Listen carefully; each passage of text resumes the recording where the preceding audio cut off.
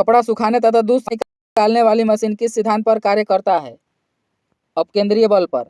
कपड़ा सुखाने तथा दूध से मक्खन निकालने वाली मशीन अपकेंद्रीय सिद्धांत पर कार्य करता है। वस्तु का भार सर्वाधिक होता है ध्रुवों पर। वस्तु का भार सर्वाधिक ध्रुवों पर होता है। गति के नियम के प्रतिपादक कौन है? न्यूटन। गति के नियम का प्रतिपादन न्यूटन ने किया था। प्रथम श्रेणी के उत्तोलक हैं कैंची, पिलास, हैंडपंप, उपरोक्त सभी। द्वितीय श्रेणी के उत्तोलक हैं स्रोत। द्वितीय श्रेणी के उत्तोलक स्रोत है।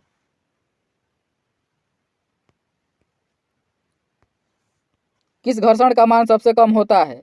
लोटनी घर्षण का मान। सबसे कम घर्षण लोटनी घर्षण का मान होता है। गैलीलियो का जड़त्व का नियम कहलाता है न्यूटन का प्रथम गति का नियम। गैलीलियो का जड़त्व का नियम न्यूटन की गति का प्रथम नियम को कहा जाता है। वस्तु का भार शून्य होता है जब वस्तु केंद्र पर हो। जेट इंजन किस सिद्धांत पर कार्य करता है? रेखीय संवेग पर। जेट इंजन रेखीय संवेग पर कार्य करता है। बस के अचानक चलने पर यात्री पीछे की ओर गिरता है विराम के जड़त्व के कारण।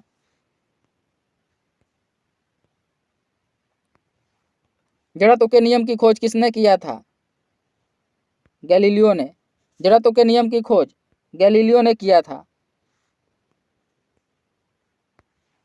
1 किलोग्राम किसके बराबर होता है?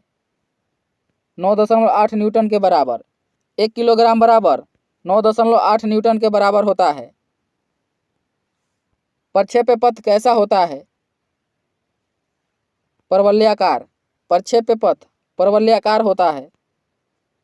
बल की परिभाषा प्राप्त होती है न्यूटन के प्रथम नियम से। बल की परिभाषा न्यूटन की गति के प्रथम नियम से प्राप्त होता है।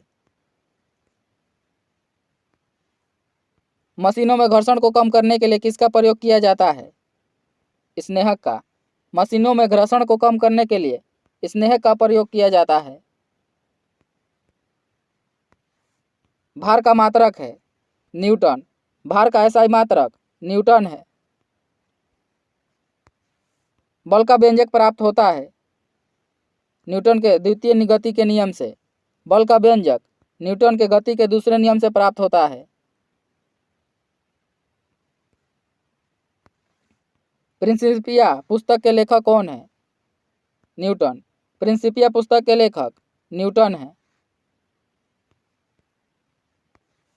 प्रक्षेप्य गति के उदाहरण है धनुष से छूटा हुआ बाण, तोप से निकला हुआ गोला, उपरोक्त दोनों।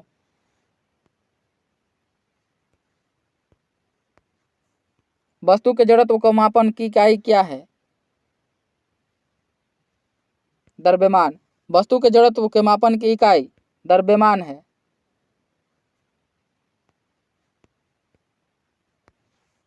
चंद्रमा पर किसी वस्तु का भार पृथ्वी के भार का कितना होता है? 1/6 गुना। चंद्रमा पर किसी वस्तु का भार पृथ्वी पर के भार का 1/6 गुना होता है। चंद्रमा का द्रव्यमान पृथ्वी के द्रव्यमान का होता है 1/81 गुना। चंद्रमा का द्रव्यमान पृथ्वी के द्रव्यमान का 1/81 गुना होता है। प्रक्षेप्य की ऊंचाई अधिकतम होगी जब प्रक्षेप्य कोण होगा 90 डिग्री।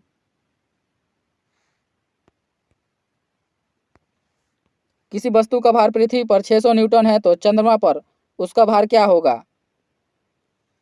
60 न्यूटन। किसी वस्तु के द्रव्यमान और वेग का गुणनफल क्या कहलाता है? संवेग।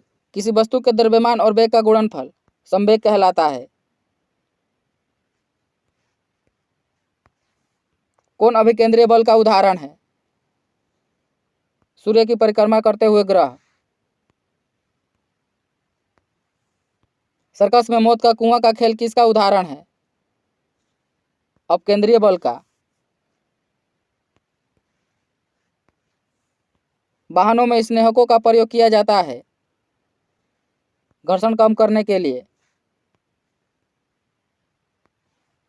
प्रक्षेप्य को अधिकतम दूरी तक फेंकने के लिए किस कोण से प्रक्षेपित किया जाना चाहिए?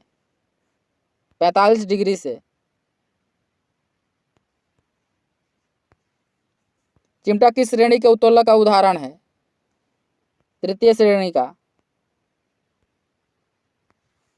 कार्य बराबर होता है बल गुणा विस्थापन। कार्य बराबर बल गुणा विस्थापन होता है। रॉकेट का कार्य प्रणाली किस सिद्धांत पर आधारित है? संवेग संरक्षण पर। रॉकेट का कार्य प्रणाली संवेग संरक्षण पर आधारित है। डंडे से प्रहार करने पर कोट की धूल झड़ जाती है, क्यों? विराम के जड़त्व के कारण। संवेग की बीमा होती है mlt इनवर्स। संवेग की बीमा बराबर mlt इनवर्स है। वस्तु का भार कम होता है विषुवत रेखा पर। वस्तु का भार सबसे कम विषुवत रेखा पर होता है और वस्तु का भार अधिकतम ध्रुवों पर होता है।